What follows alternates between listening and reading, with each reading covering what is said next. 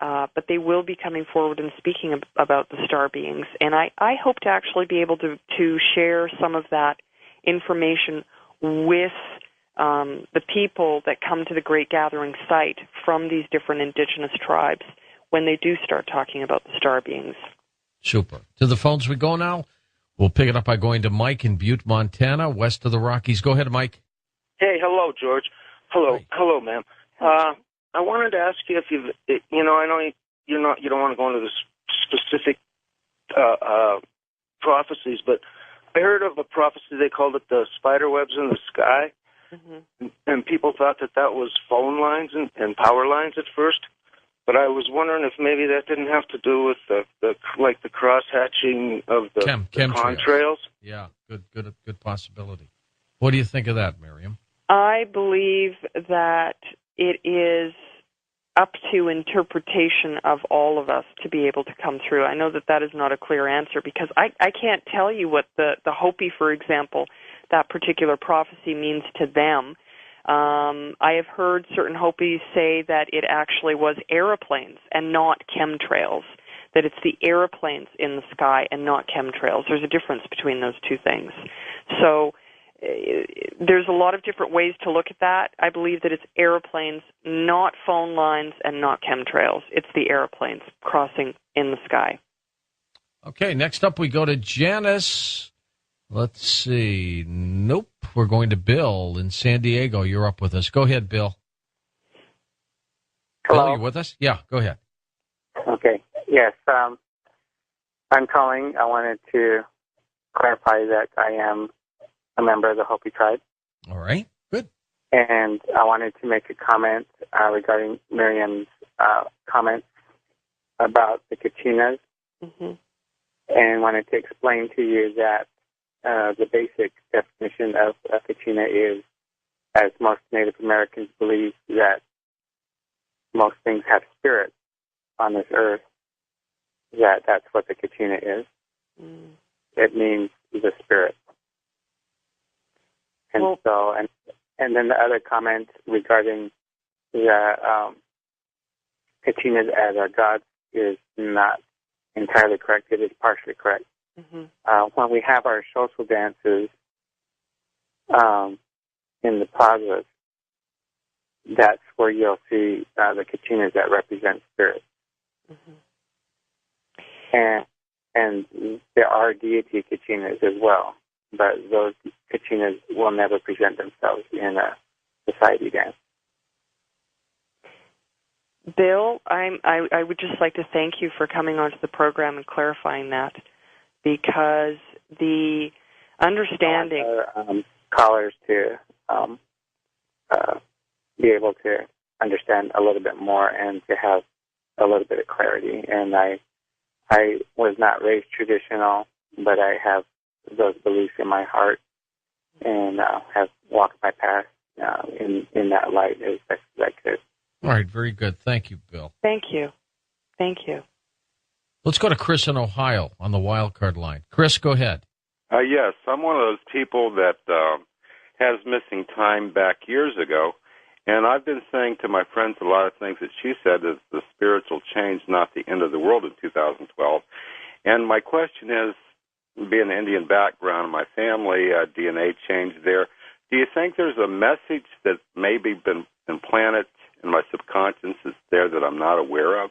And a lot of us like that have been picked up with this missing time? Oh, my goodness, absolutely. I don't even have a question about that. That is absolutely what it is, because a lot of people that have had missing time or been picked up, and people who have this indigenous background, they have this special DNA within them, meaning the DNA is already activated. It doesn't mean that the rest of humanity doesn't have it. It means that it's active, it's alive. And within that DNA, there are messages to us it's like saying, this is how we're going to conduct ourselves while we're living on the planet. It gives us a code of ethics. I've thought about going into hypnosis and see if that message was there. Do you think that would help? I have a word of caution about going into hypnosis, and I would say that it is a very powerful tool that can be used to bring back memories. The question you need to ask yourself is, are you prepared for the answers that you will find once you go there?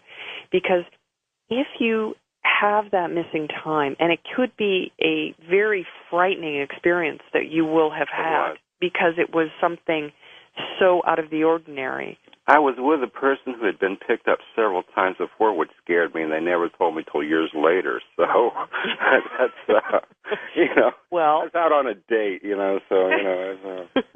and we talked about it here not recently and said, well, she's out on the mountain on top Colorado, and said, if they want to come see me, I'm here, Well, this is the thing. This is one of the most fascinating parts, is that we who have had experiences tend to gravitate towards one another. Dreams of speaking to a creator or something out there in the universe, and little messages here and there, and I'm afraid to go any farther.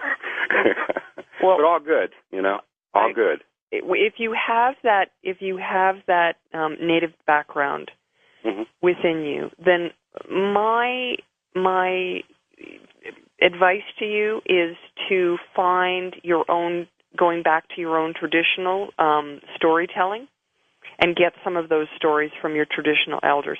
I actually had an experience with that with an individual in the Navajo community who heard me on Coast, actually, George, last time I was on, and then went to a number of different, he started asking his elders because he thought, my gosh, this sounds so close to the stories that he had heard as a child from his elders.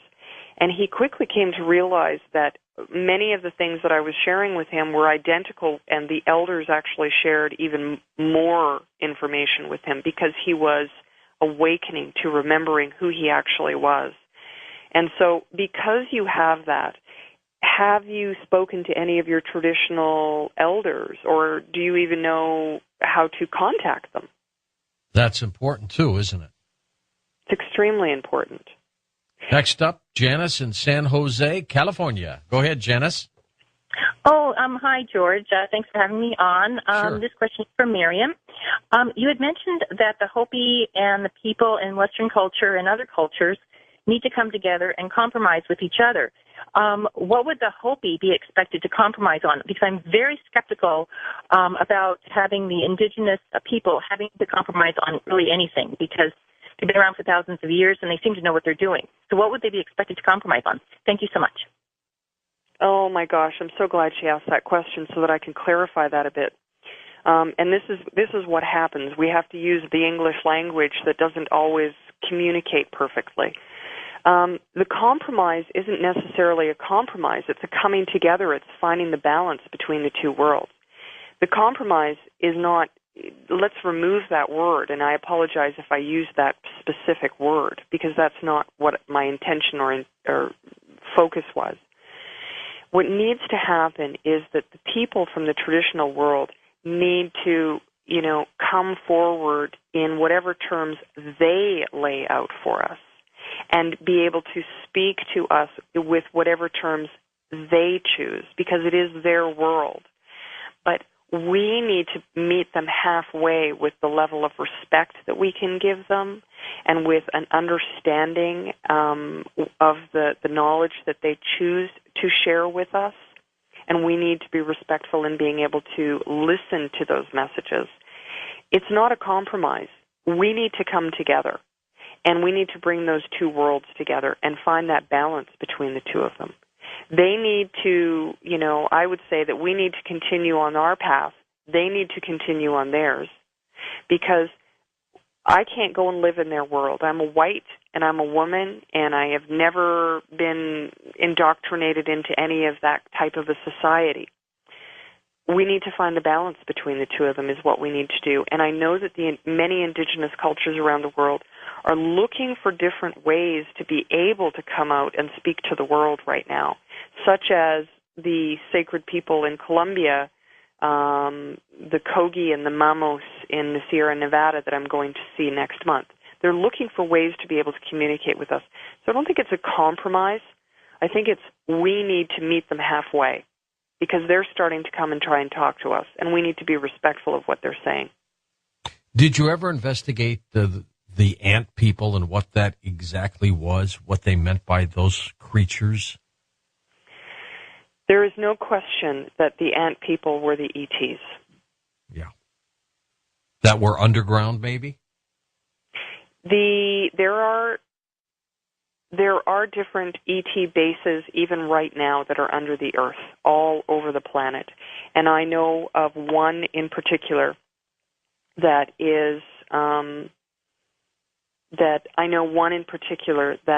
in the Four Corners area, and I'm not going to say its exact location. And it is not Dulce.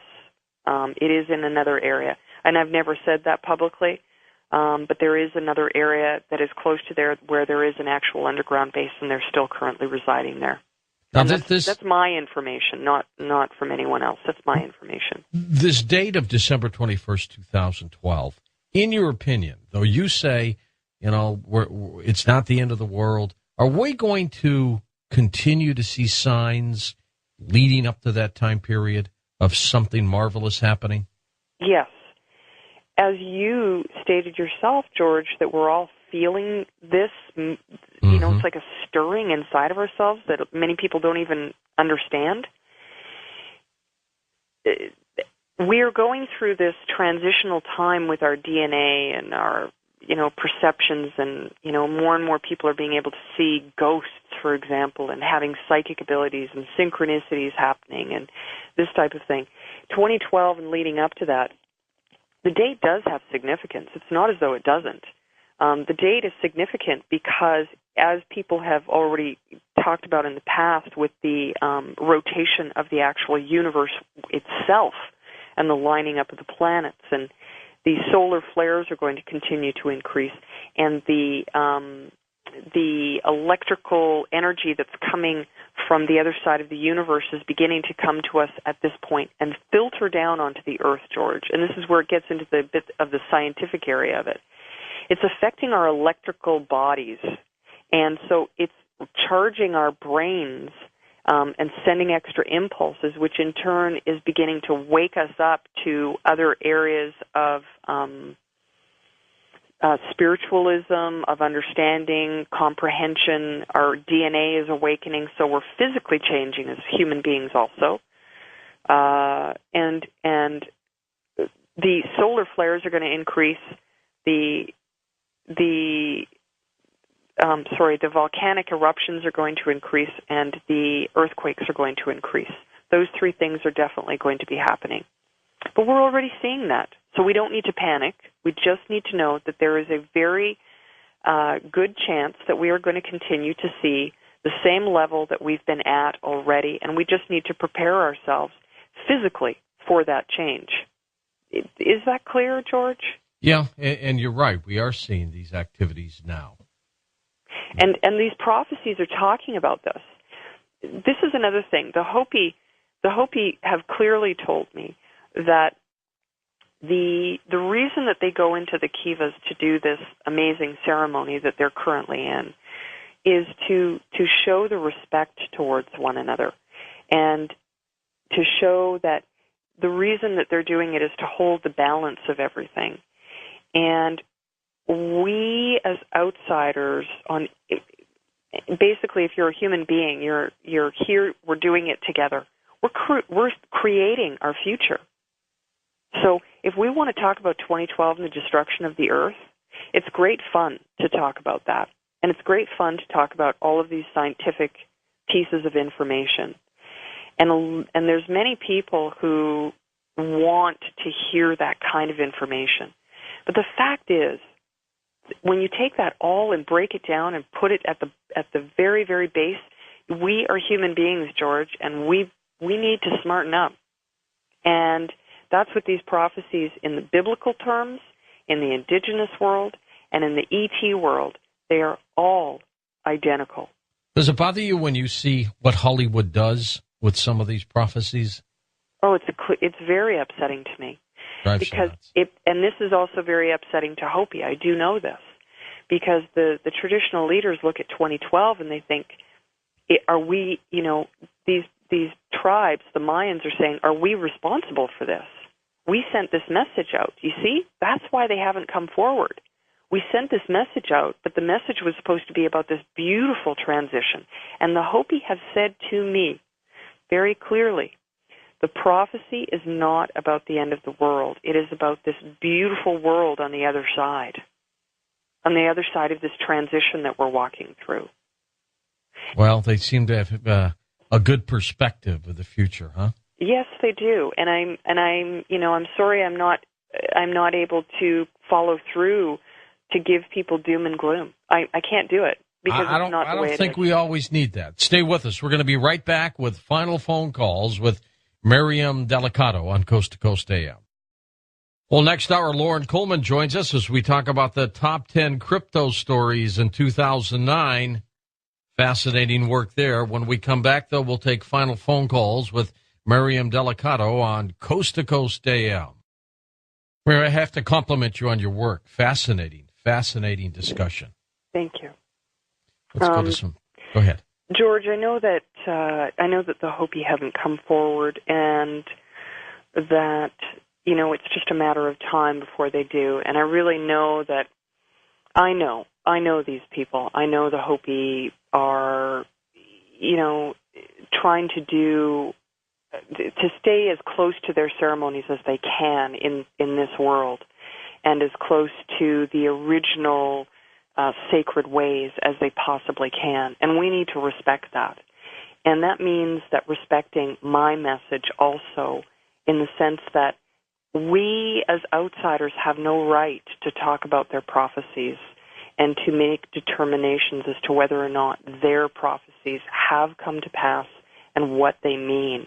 And so, this was the reason that I came on to the program, was to try and clarify that, because 2012 is not, and I can say this, that 2012 is not the doomsday that they have built up in mainstream society. And as we move into this very special time that we're in, it's even more critical that we can remain respectful towards one another, because the more we can respect the Hopi, the more possibility it is for them to come forward and speak to us and really share their prophecies with us. Well, a lot of people, Mary, may be let down on December 21st, 2012. The day will come and go. Nothing will probably happen. And they'll go, what? That was it? Right. And then what are we going to do, George? Yeah, exactly. Then what will we do?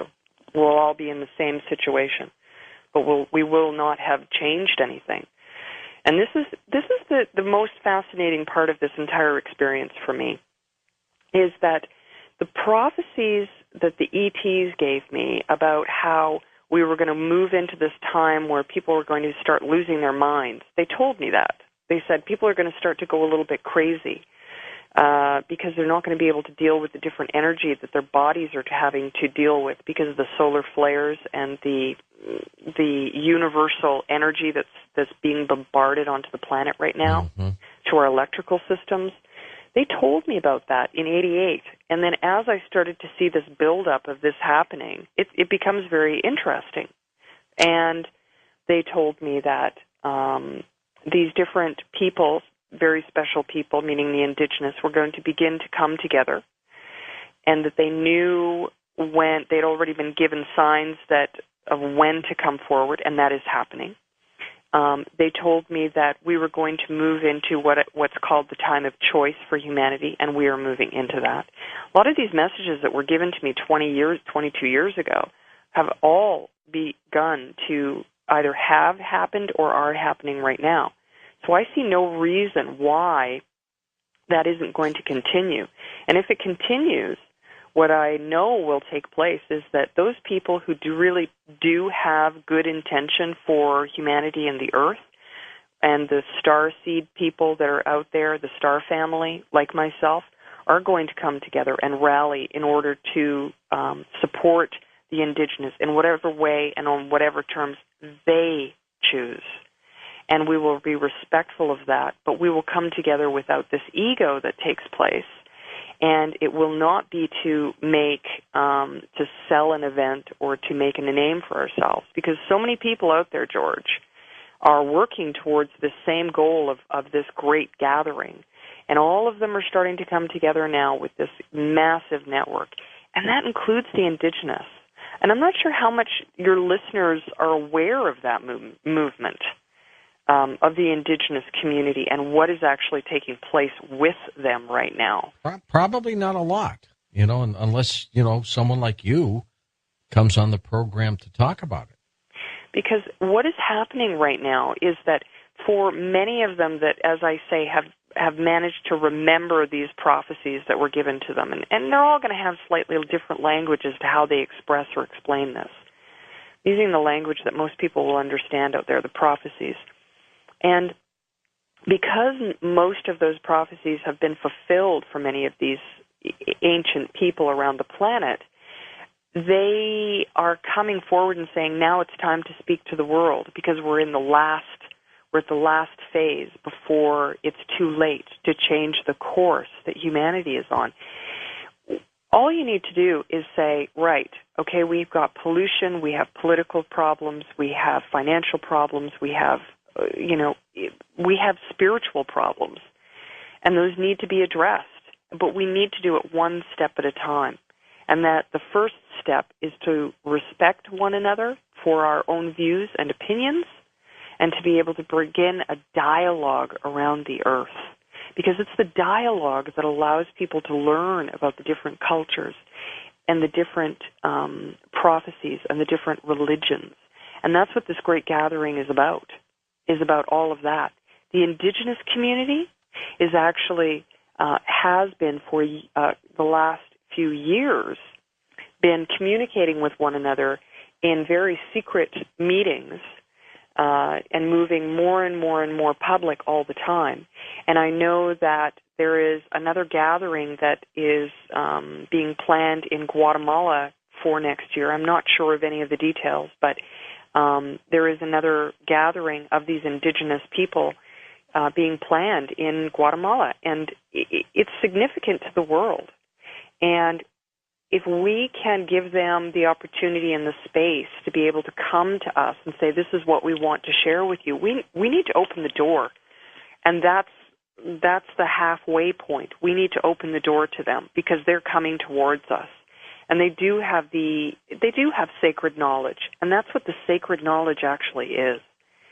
It's about how to live with the earth, because their words are very powerful, much more powerful than mine could ever be. Absolutely. Okay, let's take some final calls. Let's go to Homer, Alaska. David, you're up on Coast to Coast. Go ahead, David. Hi, George and Miriam. Miriam, the elders, the sacred knowledge that they have of the rituals and ceremonies and prophecies, are they going to be able to hand that down to the next generation of Hopis, or is this going to die out with them? Oh, my goodness, that's a beautiful question. Thank you. I'm going to say this for all indigenous people and not just for Hopi. There is a struggle going on to be able to maintain their sacred ways and their traditional ways and the ceremonies and passing them on, absolutely, because of the outside influences. And unfortunately, what has happened is they got had a lot of the language taken away from them that is so critical to the ceremonial way in many tribes, and which they still have very, very strongly maintained in Hopi, is the Hopi language. And the Hopi language in itself is very intricate, and it's on different levels. For example, there's daily life, there's the Kiva life, there's the ceremonial language. There's different levels of this language that they have. I don't believe that it's going to die out in this generation, no, because they are still doing their ceremonies in one of the mesas in particular, Second Mesa, who has a very strong connection to those ceremonies. So I don't believe that it's going to die out in this. That's my outsider opinion, absolutely not. But it is something to be aware of, because sacred knowledge, what is sacred knowledge, and who has a right to this knowledge? Sacred knowledge is just simply the voice of an elder speaking. That's sacred knowledge. Whatever it is that they choose to share, that is the sacred knowledge. But the ceremonies themselves need to be passed down within these cultures themselves, because it takes much more than a year or 2 or 3 of living with a particular culture to truly understand it. It takes a lifetime. So it needs to be maintained in those particular societies and with those indigenous groups around the world. And that's why if, for example, the Kogi of the Sierra Nevada are trying to buy the land on the mountain to save it from being industrialized, we need to find a way to try and support that, or to find a way to stop the industrialization of that particular area. Okay, let's go now to Carson City, Nevada. Margot, west of the Rockies. Hey, Margot. Hello, George. Hello, Miriam. My goodness. I had a dream about, 8 years ago, about a buffalo shaman coming down a trail, and he was obviously coming from a private ceremony. And he was just as shocked as I was to see him on that trail, and he was very fierce, and it just brought home to me everything you're saying about the dualism and the industrial needing to meet the native traditions and the indigenous traditions and meeting them halfway. And it really, this whole program has brought that home and reminded me of this. And the date of December 21st, 2012 equals 2 in numerology, which is dualism, and it's also secret knowledge. And so the passing of that may not die out with the indigenous people if we are willing to meet them halfway, and more than halfway, and accept and understand them, and create something new, and pass through this gateway. We've been given opportunities before and not recognized them and not done much about it. And bless you both for having this program tonight. I'm going to get off the line so the other people can talk a bit. Thank you. Thank you. Thank you for sharing that. Next up, we go to Sean, also in Nevada. You're up with us. Go ahead, Sean. Yeah, I was just wondering exactly. Hi, George, and hi, Marion. Hi. I just want to know exactly who these ETs are that you're talking about. It sounds to me, from some of the research I've done, that you're talking about Pleiadians, but I just want to know exactly who you're talking about here. Fair enough. I'll take my answer off the air. Thank you. Okay. Go ahead, Marion. The ETs that I have contact with, I get asked this all the time. The original ones that I had contact with on board the craft in '88, I can't tell you exactly what group they're from. But here's what I can tell you, is that I've had contact with, if I take a look, I've never been physically told by any particular group, we are from this particular group, the Andromedan, the Pleiadian, the Sirian, the Orions, the this, the that, and the list goes on. But what I can say is that they are from all of these groups. I've had contact from all of them because they're all very similar to one another. The messages are similar to one another, and some of them are interdimensional, some of them are on different planets, some of them are here on the Earth, and some of them have traveled from other planets to come here to reside on this Earth, under the Earth itself, in massive caves and under the waters that we have here under the oceans. And so the main group that I associate with are who I call the tall blondes, and I believe that they are in the hierarchy, that they are one of the groups that has the ability to actually travel between all of these different dimensions and planet systems. Because you're getting into something that's very scientific now, that people have a very difficult time wrapping their heads around how this can happen with the light energy and the molecules and how they travel through light to be able to go from point A to point B. This light system is also one of the ways that they're able to travel from the interdimensionally to come into our dimension, which is why you might see the appearance of a craft and then poof, it disappears. It's because it's working on a light frequency, which is a little bit more advanced than most people are able to understand. And it's difficult to explain for me because I don't have the, quote, scientific language of this world. Okay, next up, we go to Milwaukee. Gerald, take it away. Hi, Gerald. Yes, good morning. My question is, if we as an individual, as an outsider, wish to go to the Hopi and meet them and talk with them and learn, how would we meet them? How would we address them? How would we be respectful of them and let them know that we were sincere in our search? Good question. Excellent question. Excellent question for any indigenous tribe. You walk up to them and you go to their area. For example, in Hopi, there's the Hopi Cultural Center. Lovely place. Got a hotel there. Please book ahead because it's very small and there's nothing else in the area. So go ahead and make your time there and just sit quietly and talk to people. Go into some of the shops that they have. Talk about their jewelry. Talk about the different symbols that they have and just basically start a dialogue. You can't walk up to them and start questioning them about prophecies and expect them to answer your questions. But you really can learn a lot about Hopi just by going and having a conversation.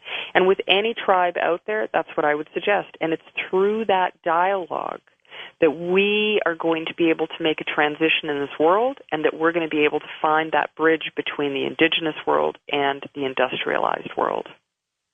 Next up, go ahead. Which is what the Great Gathering is really about. It's about all of us having a dialogue from around the world, which is where we're headed with the whole movement and the website. We're already doing it. Everyone is. We've got Mary in Salt Lake City. Mary, a couple minutes to go. Go ahead. Hi. I have always dreamed that I was an Indian. I know this sounds ridiculous, but I even sleep outside in the summer in a tent. And my husband hears me speak a different language at night. I have knowledge of things and places to go. I told him 8 years ago we needed to move to the Four Corners area, things like this.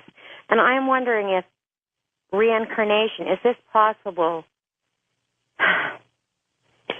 Absolutely. Reincarnation is part of our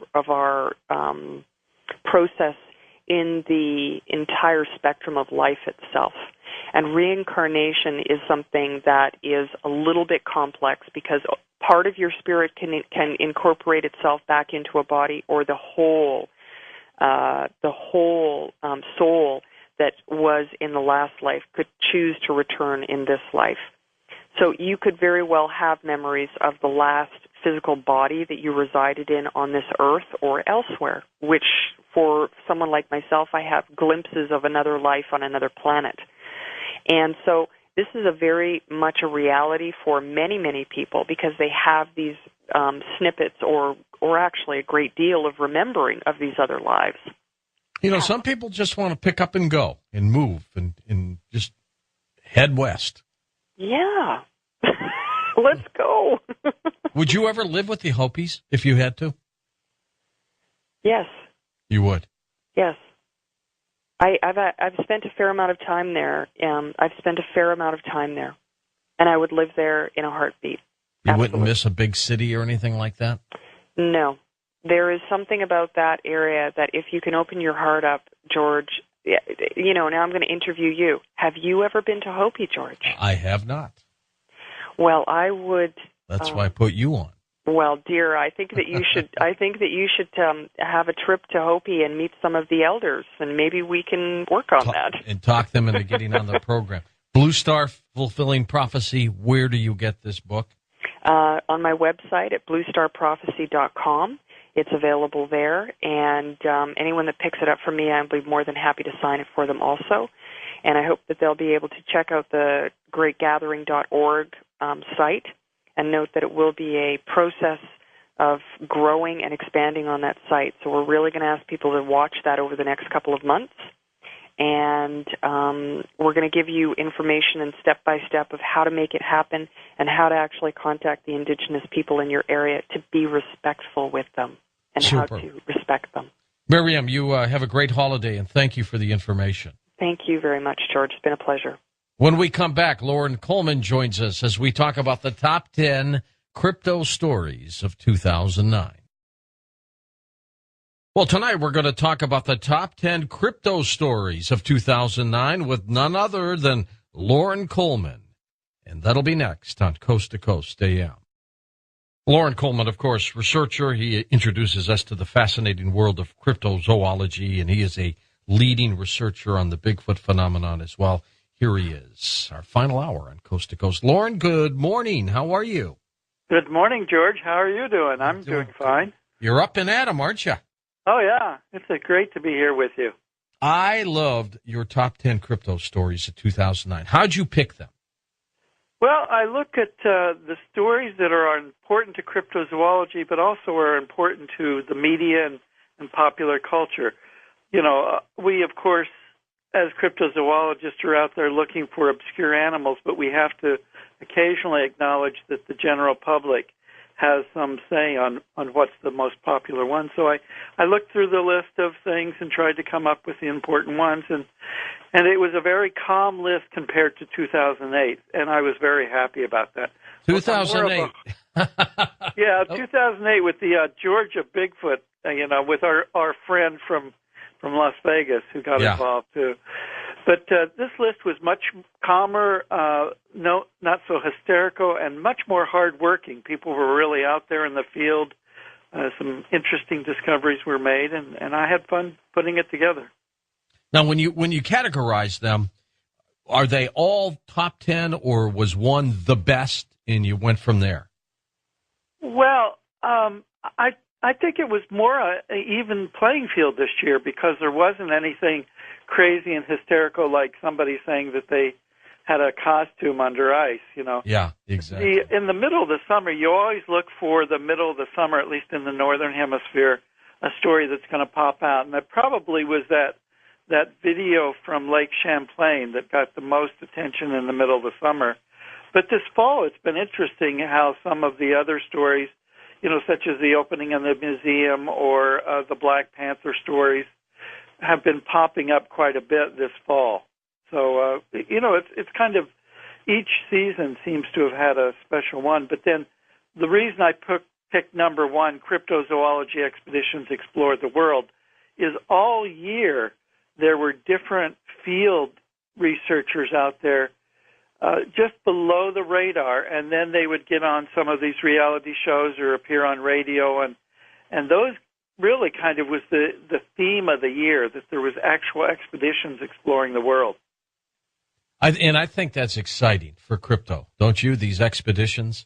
Oh, yeah, I think the expeditions in cryptozoology really sets up almost the next decade in some ways. If you have Yeti expeditions, the Sumatran Orangai Pindek, which a lot of us think is going to be the next great ape discovered over there in Indonesia, even the really mistaken Siberian snowman expeditions that sort of they went out and found some caves and then they ran out of money and supplies, they said, and they had to go back. It was personified what's happening with the Russians. They sort of start things and then they can't finish them right now. So, and then, of course, the American Bigfoot, it was such a cautious year. You have the bogus Bigfoot trail cam situation going on up in Minnesota. So people are not so kind of out there with being very excited about American Bigfoot right now. So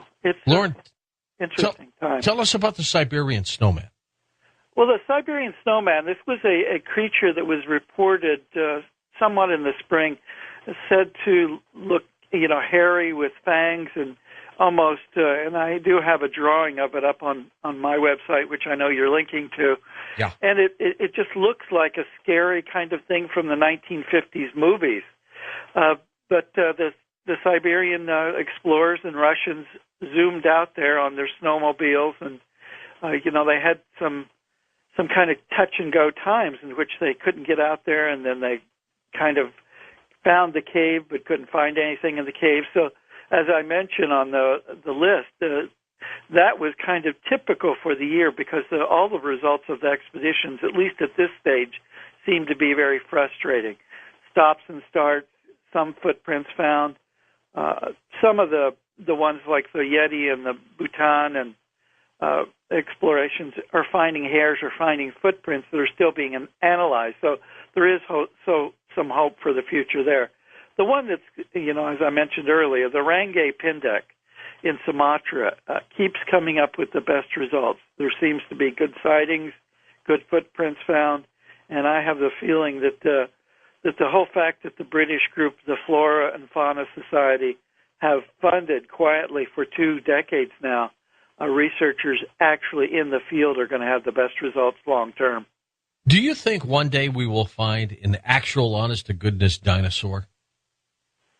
Well, no.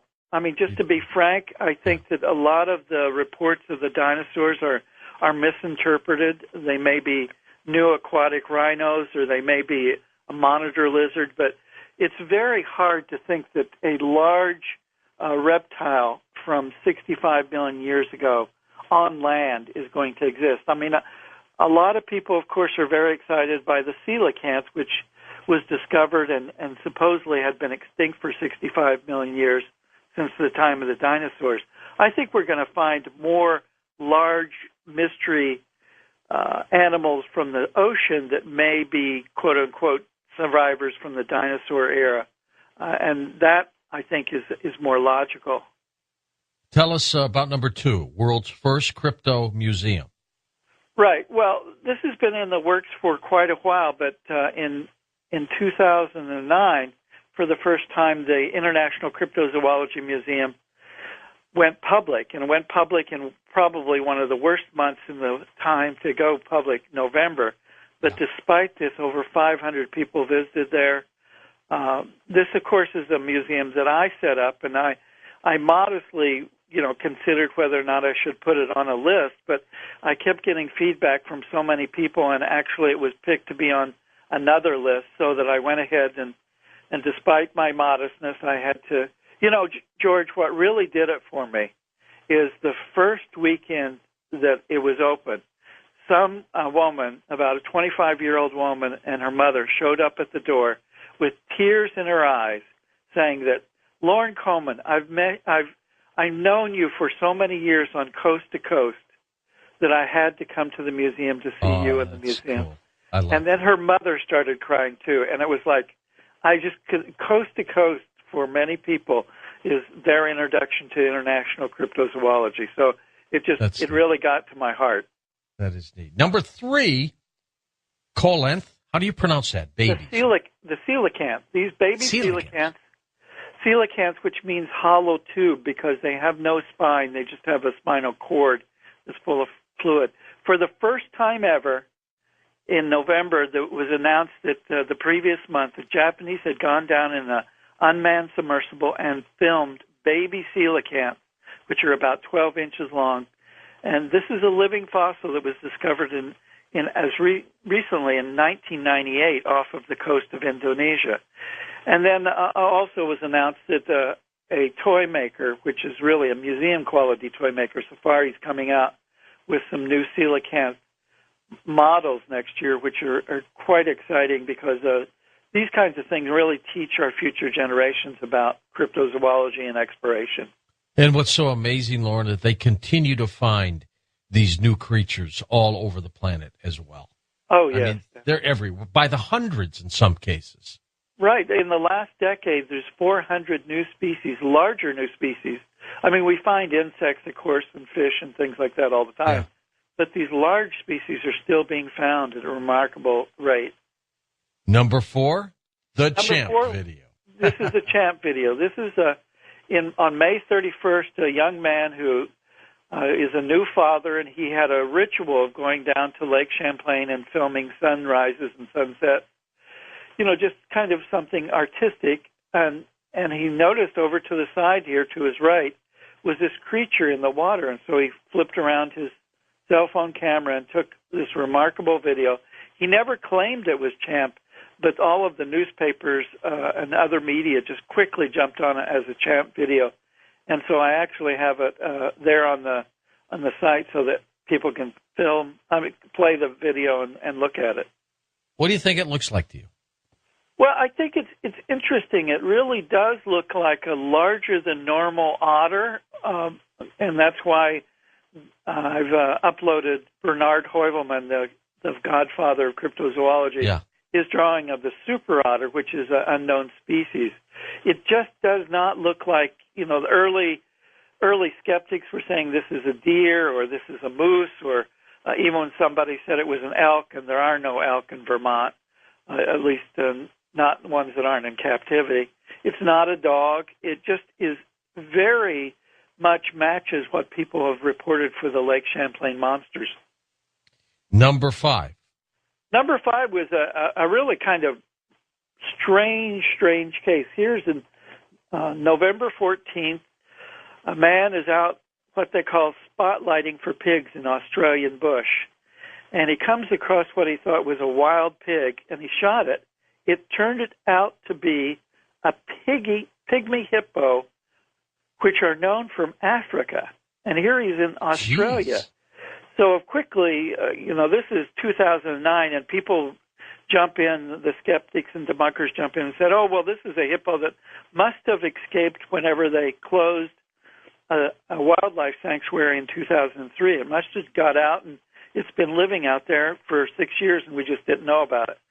Well, maybe that's true, but what's so intriguing is here we had something that maybe was out in the bush from Africa, and all of a sudden, as opposed to somebody just reporting it and not being believed, this young man shot it thinking it was a pig, and now we have the evidence. There's this very strange animal that was out there in the Australian bush. Origin unknown. I love number 6. Well, number 6 got a lot of play. Here we have a 19-year-old woman, and I have her picture there, not the one of her in the bikini, but her showing the video that was taken. She and her boyfriend were down at a creek in the mountains of Poland, and her boyfriend's taking video of her splashing around in the water, and then all of a sudden a quote-unquote Yeti shows up in the background dancing around and then went off into the woods. Now, this video got an incredible amount of play online in August, and it concurrently was also happened when another man, a 27-year-old man, took moving pictures further away in the mountains of Poland. So there was these two videos, and so I asked, were they persons in monkey suits, or were they separate footage of genuine ape-like creatures in Poland? We don't know, but everybody should go online and look at this video of this young woman, which I'm sure you enjoyed too. Number 7. Number 7. Okay, here we are. The alligator in the sewer, huh? Well, this is a story that's been around since I wrote an article in the 70s talking and finding the source of the alligators in the sewers was indeed quote-unquote real, because as opposed to everybody thinking these were white alligators in the 1960s in fields of marijuana in the sewers, the stories actually first show up in the 1930s. So the New York Times, in conjunction with the 50th anniversary of a book about that time, the city under the city, Robert Daly, an old reporter for the New York Times, was interviewed. And then the New York Times went one step beyond. They looked up the old stories that I'd found, and they went back and found one of the men that had killed the alligator, the 8-foot-long alligator, in 1935. He's 92 years old, and they re-interviewed him and confirmed that the man existed, that the story actually happened, that an alligator was killed. And as opposed to what a lot of people down through the years had said, that this was nothing but an elaborate newspaper hoax, the man exists, the writer of the story exists, who had also interviewed the superintendent of the sewers at the time and said his men were going into the sewers and shooting the alligators because they were, the superintendent of the sewers had originally sent inspectors into the sewers to see if his men were drinking. Well, they came back and said, no, there are 2-foot and 8-foot long alligators down there. So he sent in a group of other guys with rifles to kill them in the 1930s. It's a true story. Just one that a lot of us thought was always science fiction. Those sewers, Lauren, must be packed with creatures. You know what? Oh yeah, well, I mean, the rats and all kinds of human hamburgers that never got eaten. There's all kinds of food down there for even bigger creatures, and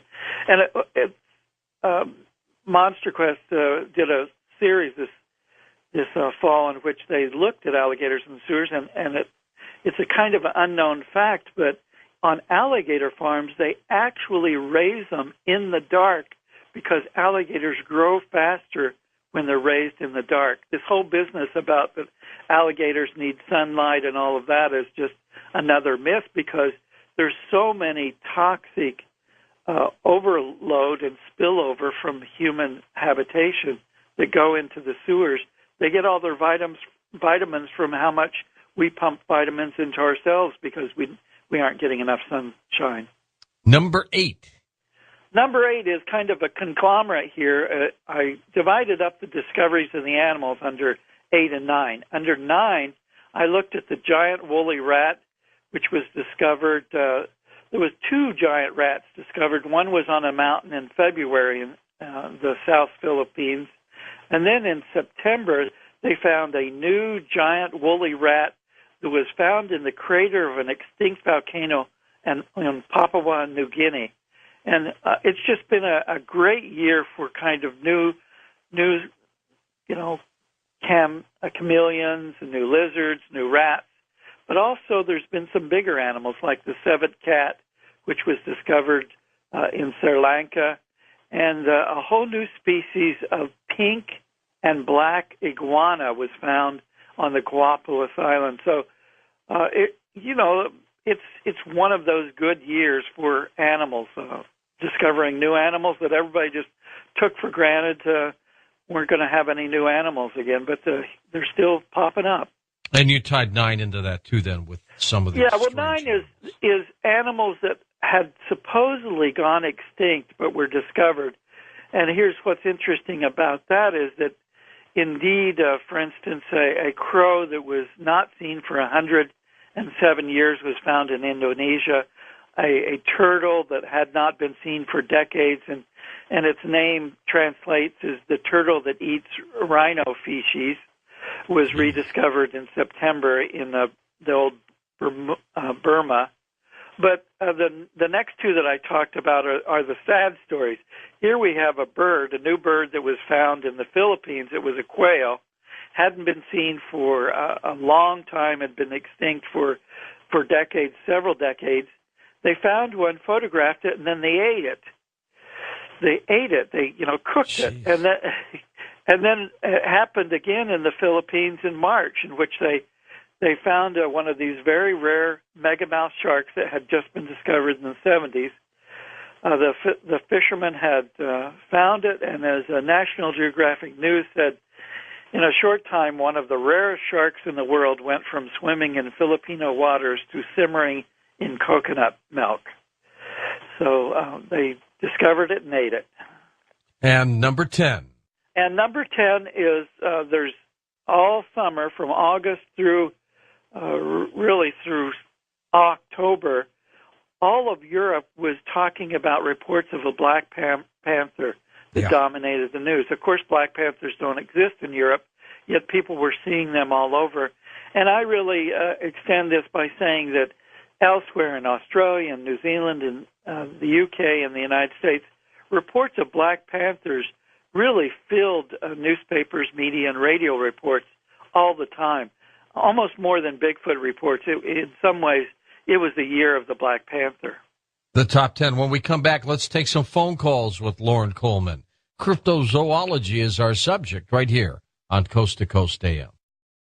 Well, on our next Coast to Coast program, Linda Moulton Howe, our investigative reporter, joins us with a number of incredible stories, including the British Ministry of Defense closing down its UFO hotline and offices as well. Hey, are you a Streamlink member? Well, if you're not, for just pennies a day, go to coasttocoastam.com. You can get downloads, podcasts, and all kinds of special nice things, including the new iPhone app, just by going to coasttocoastam.com and signing up for Streamlink. And we'll be back in a moment with phone calls with Lauren Coleman on Coast to Coast AM.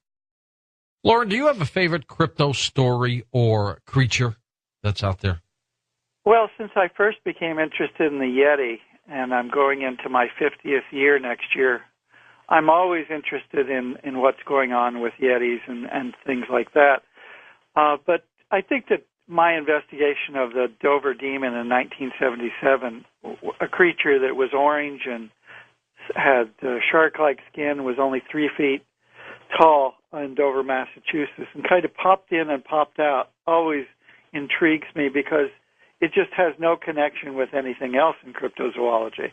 And yet it's not involved with UFOs or ghosts or anything like that. So between the Yetis and the Dover Demon, I'm kind of always fascinated by how very mundane things like abominable creatures are out there, but also little unknowns that kind of pop in and out, too.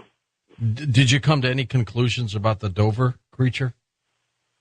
No, not really. I think that is, I say at a lot of my talks, if you can occasionally allow yourself to say, I don't know, then you can feel comfortable being cryptozoology, because sometimes you just come to a blank wall and it's not a moose, it's not a baby horse, it's not some unknown animal that's in all of the books. It's just something that doesn't fit anywhere, and you occasionally have to face the unknown and say, there are things out there that you don't know about, and that's okay. Okay, let's go to the phones. We'll go to Johnny, east of the Rockies in Dallas. Hey, Johnny, go ahead. Yeah, I was just wondering what the Montauk Monster was, if there was any more information regarding that. Yeah, the Montauk Monster turned out from both European and American cryptozoologists looking at the pictures and comparing it with skulls and the feet. It was definitely a raccoon. For one thing, there were flies on the body that we could use to measure how big the body was. And the exaggerated claims that it was 7 feet long and different things like that were just way blown out of proportion. It was a raccoon that had lost its hair by washing in and out of the water several times. And so it was just and that happened, of course, in 2008. In 2009, we had a report from Panama of a creature down there that looked like the Montauk Monster, but it turned out to be a sloth that had washed in and out of water, too. Remember all the Texas chupacabra stories we had over the last few years, Lauren? Mangy dogs. Mangy dogs. That's mangy right. Dogs and mangy coyotes. In Puerto Rico in 1995, the chupacabras were always upright, 3.5 feet tall, hair-covered primates, not at all dogs. Next up, we go to first-time caller Matt in Sacramento, California. Matt, good morning. Hey, how's it going, guys? All is well. Okay. Hey, so the question is, as of late in the last couple of years, I've been kind of getting more into, opening my mind and energy and basically going through a bunch of different stuff. And I've been searching on the Internet, and the last year they've been, discovering a bunch of new species of animal, some, you couldn't even fathom upon coming across. And my question is, do you think the more creatures we come across here in the next couple of years, do you think we're going to see a lot more hoaxes too, and maybe possible the government, it might sound a little radical when I say this, knowledge is power, and the less that we know, it helps them out to where they might, hide evidence and do what they can to not let anything out? Well, that's several questions. I think that in the next few years we're going to keep finding new animals because we do keep finding new animals. As far as whether or not it's the government hiding things, that's probably a whole other show. I think, for one thing, the government in many ways is a bumbling fool, so they naturally hide things, not on purpose, but just out of the bureaucracy. But I don't think there's anything sinister about it. And what was the other question, George? I forget. Well, let's go back to him. Go ahead, Matt. I get it. The other question was, there's a lot more development of, new species and things. Do you think us as people coming across these new species, do you think will that impact, maybe possible religion as well? We hear stories about them finding, actual, fairies. They said they found like a giant in Saudi Arabia. You know, they talk about in the Book of Genesis about giants. Well, I think the other question you had about hoaxes, there's probably not going to be that many more hoaxes. Hoaxes are small. As far as cryptozoology getting into religion and having some impact on there, I think cryptozoology has impact across religion, popular culture, TV programs, radio shows. So I think that it's just part of culture now. Lauren, do you ever cover the boundaries of UFOs and those kinds of cases? Well, you know, I think there's some very good researchers out there like Jerome Clark and others that are doing that. I think I really have my hands full with cryptozoology, and I've spoken and written about how I think that the overlap between the two is really a human artifact, and that there's probably not that much connection between cryptozoology and ufology, other than the fact we both have open minds, and that's very good. Let's go to Danielle in California, west of the Rockies. Hey, Danielle, good morning to you. Good morning. Good morning. Well, I just wanted to tell you and see if I could get a little feedback on something that happened to me about a year ago. I was driving home with a friend of mine, and it was about 2 o'clock in the morning.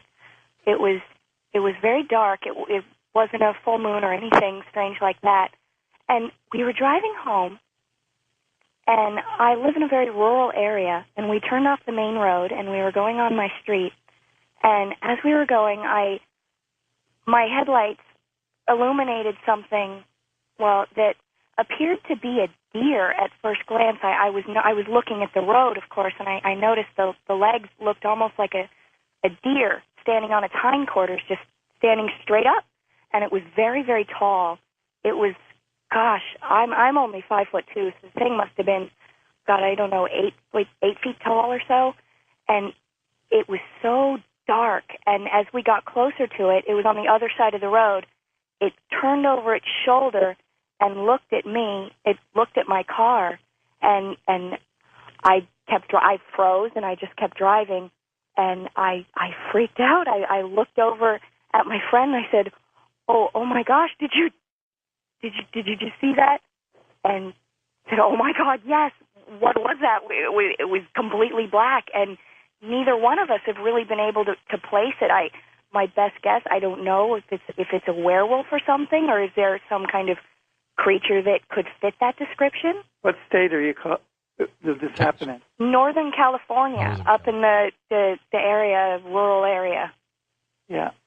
Well, I mean, obviously, you know, I'd want to interview you more and have a drawing if possible. Obviously, it could be a Bigfoot. It could be a deer angled. A lot of people misinterpret mule deer for Bigfoot-type creatures. I'm not sure. There are melanistic or black deer that are sometimes seen. There's also elk that. So I'd need a lot more details, but it does sound intriguing. Well, we have a lot of deer here, and that's what I'm on the lookout for. That's why I scour the road. And this, I can assure you, from seeing deer every night of my life, was no deer. I've seen darker deer, and this was not a deer. It was, unless it was walking around on its hindquarters, if that's ever been seen. Right. So, I mean, it sounds like a great sighting. That's good. Okay. Thanks. David in Georgia, you're up with us on Coast to Coast. Go ahead, David. Good morning. No, I've got a question about a sighting a couple of years ago. You know, that was thought to be extinct, and that was the ivory-billed woodpecker out in Arkansas. What? I don't hear anything more about that.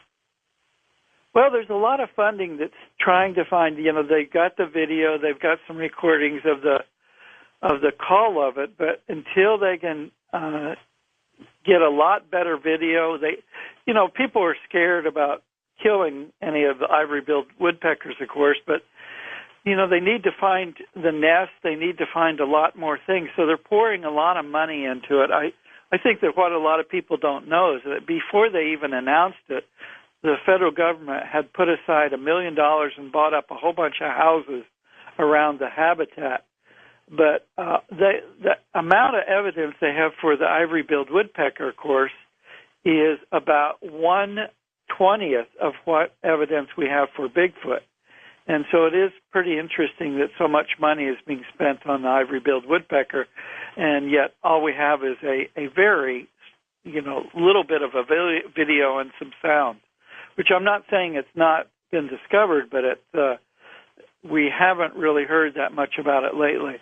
They are looking in other places like Florida and Cuba and Louisiana, as well as Arkansas. So we may get some news soon, but they're keeping it all very quiet. Any more stories about Mothman at all? Seems to have gotten very quiet. It's very quiet right now. I think after the movie came out in 2002, there were different reports from Pennsylvania, from Alaska, of thunderbirds. And, of course, a lot of us know that the word Mothman is just a copy editor in Ohio invented that name to describe the big bird reports. But from what's going on in the West Virginia area, people down there are being very quiet. There's been some eyewitnesses that have died, in the last year, some ones from the 1960s. So it's a time of reflection. And, of course, John Keel died last year. That was the last time I was on your program over the summer. And so people are kind of feeling a little bit shell-shocked by Mothman reports once again. Let's go to Wisconsin. Mike is a first-time caller. Mike, you're on with Lauren Coleman on Coast to Coast. Hi, Lauren. I don't know if you had heard about this. It was on a show I had seen the other day, and they had found this new species of frog where the tadpoles they were kept inside. She had given birth, and now these frogs are no longer around, but they were protecting them from being extinct. Who was protecting them, Mike? Who? The frogs were, and the tadpoles were born. They were in the inside. They showed a picture of the mother with the baby frog inside the mother's mouth. But now I don't know if they just found them, and now I guess they're gone, but it was really strange because there was a new species of frog that they just didn't want this. They acted this way. Well, I know in Indonesia, Lauren, they found a new species, but do you know which one he's talking about? No, I haven't. I haven't heard about that. I'll have to look it up because, there are some species that give live birth to and then they keep them on their back, inside their back for a while. So there's that species. But what he sounds like he's saying is that these were discovered and then became extinct or disappeared. So I'm going to look into that one. Do frogs eat their young? Some bullfrogs actually, some of the types of frogs do eat the tadpoles. They're opportunists sometimes, and they certainly do. So that does happen. Just like some alligators eat, baby alligators, and that's why female or mother alligators protect them. Next up, we go to Mike. You are up with us. Mike, where are you calling from? Mike, I'm in Albany. Okay. Go ahead, Michael.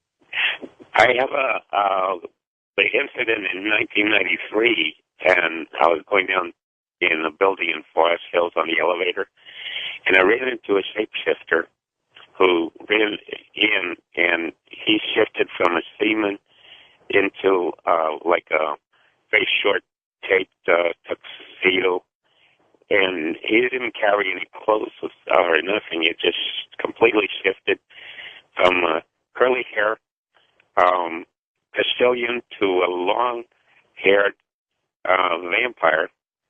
And as he ran out at 11 o'clock in the morning, some lady swung her umbrella at him. I later saw his picture on the Inquirer, and he happened to be caught by a security camera as he exited the rear of a building. Jeez. Well, Lauren, that's not the crypto hunt. That's not cryptozoology at all. But it's good for the show. Moving right along. What? That's a Friday night topic for my show, though. Yeah, exactly, George. That's all yours. Oh, well. What's you've gone on a lot of these expeditions. What's the scariest time you've ever had? Having the IRS do an audit. No, I'm just joking. Well, everybody's had that in their life. Huh? Actually, since I've been very little, I've gone on these things for 50 years now. I don't get scared, which is probably pretty scary. That I should get more scared, but I'm absolutely not afraid, because I really conceptualize that what I'm doing is looking for new animals. I'm looking for animals that just humans don't understand. So some of the most scary times are when humans, I'm in the backwoods someplace, and there's some humans coming around with rifles searching for these things, and that's what scares me more than the creatures. Well, I had a call 6-7 months ago from a ex-Marine who loves the show, but he said, George, we're all going hunting. We're bringing our rifles. We're looking for Bigfoot. We're going to shoot him and bring him back. And I talked him out of it, I think. I mean, because to me, unless you're being attacked and you're physically being harmed, you're not supposed to shoot these creatures, Lauren, are you? Not really. I don't think that that's going to help us find more about them. And in fact, I've talked to individuals who have shot them, and because they then get scared that they've broken some law or that it's an endangered species, they then dispose of the body. And it doesn't help us at all, because people get scared that, they've either killed a human or they've broken some federal law. They bury the bodies or burn the bodies. And this has happened throughout North America. And we have a case just right now, that I talked about and posted yesterday in Greece. It happened a couple days ago. A man was out hunting for wild boar, and he was wearing animal skins to go in camouflage. Well, he got shot by 2 other hunters and killed because he had animal skins on. And so, it doesn't do any good to think you should go out there and shoot Bigfoot, because you might actually shoot another hunter. Absolutely. Lauren, thanks so much for being on the show. It's great to have a good New Year and you good too, holidays. my friend. It's the Crypto Hunter, Lauren Coleman. For Jesse Angelo, Gina Yates, Dan Galante, Tom Danheiser, Lisa Lyon, Lex Lonehood, Sean LaDesseur, Ross Mitchell, George Knapp, Ian Punnett, and Art Bell, I'm George Norrie, somewhere out there on Coast to Coast AM. We'll see you on our next edition. Until then, be safe. Hello, you with us? Yeah, go ahead. Okay. Yes. I'm calling. I wanted to clarify that I am a member of the Hopi tribe. All right. Good. And I wanted to make a comment regarding Miriam's comments about the Kachinas. Mm-hmm. And wanted to explain to you that the basic definition of a Kachina is, as most Native Americans believe, that most things have spirits on this earth, that's what the Kachina is. Mm. It means the spirit. And and then the other comment regarding the Kachinas as our gods is not entirely correct. It is partially correct. Mm-hmm. When we have our social dances in the plazas, that's where you'll see the Kachinas that represent spirits. Mm-hmm. And there are deity Kachinas as well, but those Kachinas will never present themselves in a society dance. Bill, I would just like to thank you for coming onto the program and clarifying that, because the understanding... I want callers to be able to understand a little bit more and to have a little bit of clarity. And I was not raised traditional, but I have those beliefs in my heart and have walked my path in that light as best as I could. Others actually shared even more information with him because he was awakening to remembering who he actually was. And so because you have that, have you spoken to any of your traditional elders, or do you even know how to contact them? That's important too, isn't it? It's extremely important. Next up, Janice in San Jose, California. Go ahead, Janice. Oh, hi, George. Thanks for having me on. Sure. This question is for Miriam. You had mentioned that the Hopi and the people in Western culture and other cultures need to come together and compromise with each other. What would the Hopi be expected to compromise on? Because I'm very skeptical about having the indigenous people having to compromise on really anything, because they've been around for thousands of years and they seem to know what they're doing. So what would they be expected to compromise on? Thank you so much. Oh my gosh, I'm so glad she asked that question so that I can clarify that a bit. And this is what happens. We have to use the English language that doesn't always communicate perfectly. The compromise isn't necessarily a compromise. It's a coming together. It's finding the balance between the two worlds. The compromise is not, let's remove that word, and I apologize if I use that specific word, because that's not what my intention or focus was. What needs to happen is that the people from the traditional world need to, come forward in whatever terms they lay out for us and be able to speak to us with whatever terms they choose, because it is their world. But they will be coming forward and speaking about the star beings. And I hope to actually be able to share some of that information with the people that come to the Great Gathering site from these different indigenous tribes when they do start talking about the star beings. Super. To the phones we go now. We'll pick it up by going to Mike in Butte, Montana, west of the Rockies. Go ahead, Mike. Hey, hello, George. Hello, ma'am. I wanted to ask you if I know you don't want to go into the specific prophecies, but I heard of a prophecy. They called it the spider webs in the sky, and people thought that was phone lines and power lines at first. But I was wondering if maybe that didn't have to do with the cross hatching of the contrails. Yeah, good possibility. What do you think of that, Miriam? I believe that it is up to interpretation of all of us to be able to come through. I know that is not a clear answer, because I can't tell you what the Hopi, for example, that particular prophecy means to them. I have heard certain Hopis say that it actually was airplanes and not chemtrails, that it's the airplanes in the sky and not chemtrails. There's a difference between those two things. So there's a lot of different ways to look at that. I believe that it's airplanes, not phone lines, and not chemtrails. It's the airplanes crossing in the sky. Okay, next up we go to Janice. Let's see. Nope. We're going to Bill in San Diego. You're up with us. Go ahead, Bill.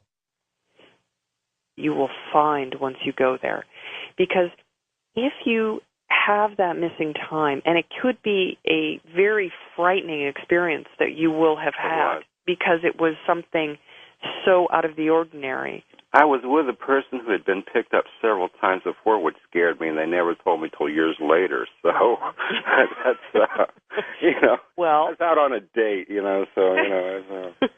and we talked about it here not recently and said, well, she's out on the mountain on top Colorado, and said, if they want to come see me, I'm here, Well, this is the thing. This is one of the most fascinating parts, is that we who have had experiences tend to gravitate towards one another. Dreams of speaking to a creator or something out there in the universe, and little messages here and there, and I'm afraid to go any farther.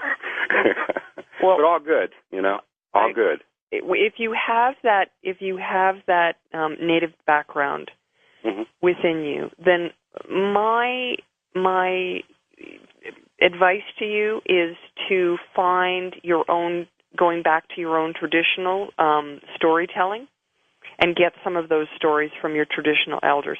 I actually had an experience with that with an individual in the Navajo community who heard me on Coast, actually, George, last time I was on, and then went to a number of different, he started asking his elders, because he thought, my gosh, this sounds so close to the stories that he had heard as a child from his elders.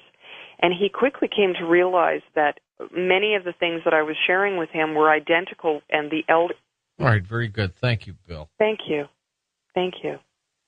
Let's go to Chris in Ohio on the wild card line. Chris, go ahead. Yes, I'm one of those people that has missing time back years ago, and I've been saying to my friends a lot of things that she said is the spiritual change, not the end of the world in 2012. And my question is, being an Indian background in my family, DNA changed there. Do you think there's a message that maybe been implanted in my subconscious that's there that I'm not aware of? And a lot of us like that have been picked up with this missing time? Oh, my goodness, absolutely. I don't even have a question about that. That is absolutely what it is, because a lot of people that have had missing time or been picked up, and people who have this indigenous background, they have this special DNA within them, meaning the DNA is already activated. It doesn't mean that the rest of humanity doesn't have it. It means that it's active, it's alive. And within that DNA, there are messages to us it's like saying this is how we're going to conduct ourselves while we're living on the planet. It gives us a code of ethics. I've thought about going into hypnosis and see if that message was there. Do you think that would help? I have a word of caution about going into hypnosis, and I would say that it is a very powerful tool that can be used to bring back memories. The question you need to ask yourself is, are you prepared for the answers that